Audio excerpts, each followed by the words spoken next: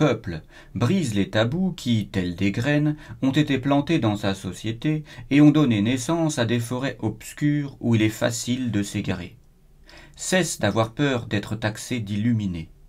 Tu es un être pensant, tu es fait pour débusquer les complots. Tu possèdes un moi intérieur capable de se demander si des complots existent et de douter de la réponse. Fais-en bon usage. Il est sain de se demander si un complot existe. La folie, ce n'est pas de se poser une telle question, mais de taxer une personne de folle parce qu'elle ose se la poser. Peuple, intègre-le une bonne fois pour toutes.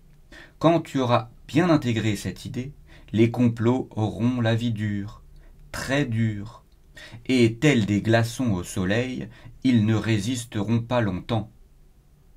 Et oui, pour réussir à faire tomber ceux qui complotent, il faut d'abord prendre conscience de l'existence du complot. Et pour prendre conscience de l'existence d'un complot, il faut commencer par une chose, être capable de se demander s'il en existe un ou pas et douter de la réponse. Le devoir d'un citoyen est donc de se demander s'il existe des complots contre le peuple.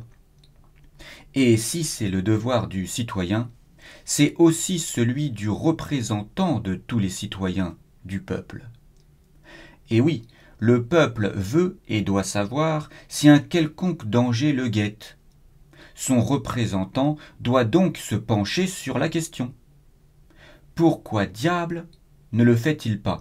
Pire, pourquoi diable fait-il précisément le contraire et déclare-t-il la guerre à ceux qui le font? Peut-être parce que le discours de certains chercheurs de complot est de dire que ce représentant ne représente pas les intérêts du peuple, mais ceux d'une minorité qui l'a fait élire. Peut-être parce que ce représentant a gros à perdre à se pencher sur la question des complots.